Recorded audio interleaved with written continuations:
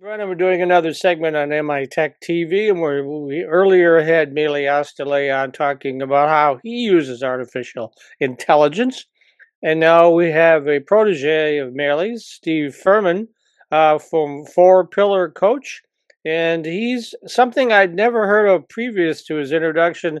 The Chief AI Officer is a certified AI coach. So let's start with that. I think that's a pretty new term, and probably a lot of people haven't heard about that. What's that all about, Steve? It is, Mike. Thanks for having me. Chief AI Officer is someone that's taken courses through the Chief AI Officer program to get certified as being knowledgeable in not all AI, but understanding in artificial intelligence, where it comes from, its history, also how it can be used and leveraged.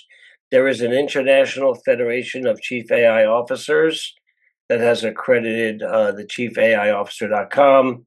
Anybody can go there and check it out. It's simply chiefaiofficer.com, and try to take the certification. And then you have to do an actual physical exam with a human, and it's called a capstone or a capstone project, where you have to show that you could use AI in a real life, real world scenario.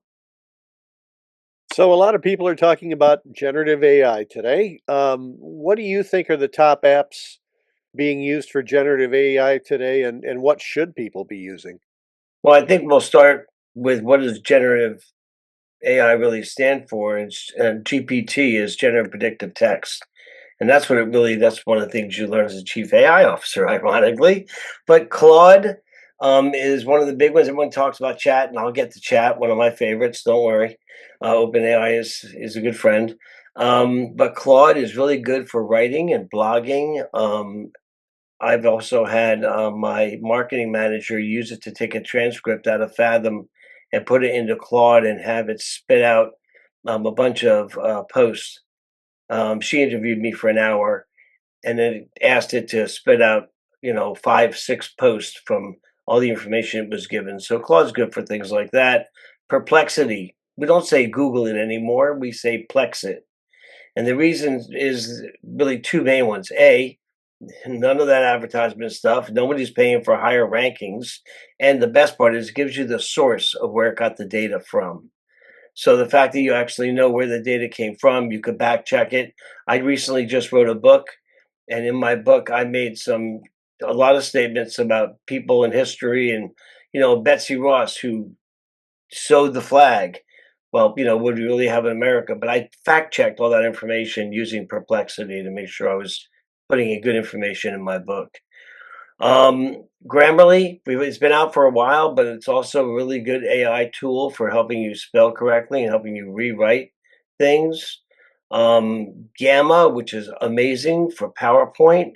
You can create, or presentations, I should say, you can create a presentation in under 2 minutes just by giving it a couple of words. 11 Labs is great for podcasts, or if you want to create AI agents to talk about bots, or on your website. ChatGPT, of course.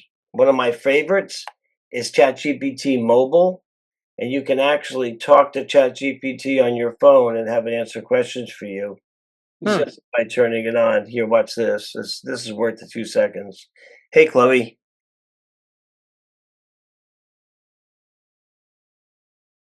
Are you working, Chloe? Are you in the mood? Steve, I'm always ready to help. What can I do for you today? I want you to tell me how I can use AI to give the best performance in a job interview. AI can help you ace a job interview in several ways. You can use AI powered tools to practice common interview questions, analyze your answers for improvement, and even get feedback on your body language and So you get the idea, but here is one of the best tools I use because I could talk to it all the time and use AI as a thought partner. And last but not least, one of my very favorite ones is HeyGen, HEYGEN. It's great for creating avatars. It'll do it in different languages. I've got myself speaking in Arabic, Greek, which I don't. Someone said I look like a Greek mobster when I did it. It's all Greek to you, right? It's all So, Greek to me, man. yeah. But yeah, I took a core values video I had done off of YouTube and I imported it into HeyGen, and it learned my voice. I used 11 Labs for my actual Final Cut, but it also created a new avatar. And then my lips were moving in Spanish and in Greek and in Arabic, but it was me. Hmm. So those would be really the top tools. All right. So many business leaders are, well, shall we say, hesitant to adopt AI due to concerns about job displacement and implementation complexity. How do you address those fears? Yeah, I think you really need to reframe it as augmentation. I mean, look, are we going to like lose some jobs to AI? Sure. AI won't replace someone's job. A human that knows AI will. Hmm. And that's really an important fact to consider. A lot of people, especially business owners, are worried that, well, God, if I institute AI, everyone's going to get freaked out. Well, I remember way back when the calculators came out and the PC came out, and I thought, oh no, I'm going to be out of work. But the reality is it just created more jobs. So they're just different kinds of jobs. But you need to prioritize it, ethical AI, align the company's core values, build and institute standard operating procedures that give guidelines, guardrails for your employees on how they can and should use AI in the workplace. And start small, scale responsibly. You want to scale and iterate very slowly. Start with a small project, and you want to upskill your employees into more human jobs and get them to use their brain. AI is not there yet. I'm not sure when it will happen, if it will happen, where it can think 100% autonomously and have feelings and everything else. But it's still zeros, digits, and ones. It's not. It's smart for what it can do, but it's not as smart as the human brain, not just yet. Yeah, I've used AI to help with writing assignments, and what I've found about AI is that it hasn't yet really figured out how to write in journalistic style. Like it uses more superlatives and value judgments and flowery language than a typical news story would have. So what I say is AI can write, but it still needs an editor. So that Yeah, well, what I say is 10-80-10. 10% your idea, 80% let AI do the work, and 10% humanize it. You yeah. know, and you can do things to make it better to get a better output. There's three main rules. There's give it a good role. So you are an expert copywriter. You write like, Michael Porter or whoever, pick a copywriter.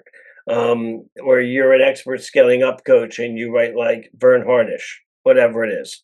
Yeah, you give it context, what you're trying to get out of it, and then you want to give it, the output. And that's how you can kind of steer it. Well, speaking of scaling up coaches, you are one.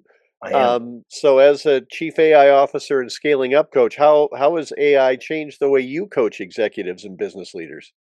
It's totally transformed my life, and honestly, I got heavy and I started dabbling in AI, playing with it because I am still a nerd deep at heart. I've been in technology since 1979 in the Marine Corps, but it changed my life when I got 6 executives that I had to give a presentation to a team's, um, um, it's called 5 Dysfunctions of a Team exercise. So I had 4 hours where I had to get these executives in a room, and I had to figure out who wasn't getting along and why they weren't getting along and how to make them get along and all that kind of stuff.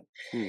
And I got these 6 reports back on a disc that were like, 63 pages each, and I'm looking at them going, how am I ever going to correlate or, put all this information together to understand who's a high D, who's a high I, who's a high SC, whatever their scores are. And all DISC really is how you think, how you function. It's not right or wrong or indifferent. It's just who you are innately as a person. And you have a natural and an adaptive style.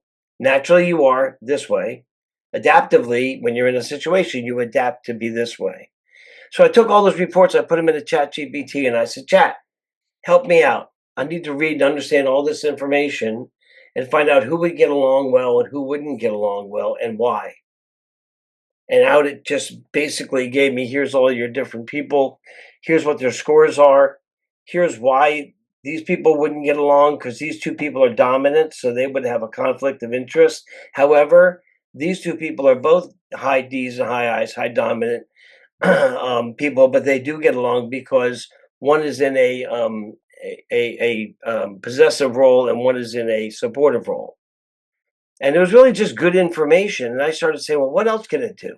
And I started loading other information and summarize this information. Hey, could you go out and Now I use it to prepare for a whole meeting. I go to Perplexity and I'll ask it for information on that company so I understand who I'm talking to. It's totally changed my life in terms of coaching. And the one of the biggest ones I've had is where I was in a room with a construction guy, a concrete guy, and he's like, I don't know what my brand promise is to the world. You know, a brand promise like IKEA, flat pack furniture, or Southwest Airlines, Wheels Up, or Domino's. You know, your meal in 30 minutes or it's free. And I said, well, you know, I'm not really much of a contractor. I don't do concrete. Let's ask the internet. Let's go out to chat. And I asked chat to just list some of the brand promises other concrete companies have come up with. And we didn't use any of those, but it sparked his idea about safety. And he talked about how every day before his contractors do any work, they spend 15 minutes doing exercises to get their bodies limber before they go lifting concrete Hmm. and then breaking up brick. And it sounds crazy, but that's such a huge thing that I was able to help him get a breakthrough on just by using AI. So, Steve, we're running out of time in this segment. If folks want to reach out to you, how's the best way to do that? They can go to www.4pillarcoach.com. You can find me on LinkedIn under my name, Steve Ferman, Ferman. And that's basically the best way to find me. I'm out there online. Just look me up.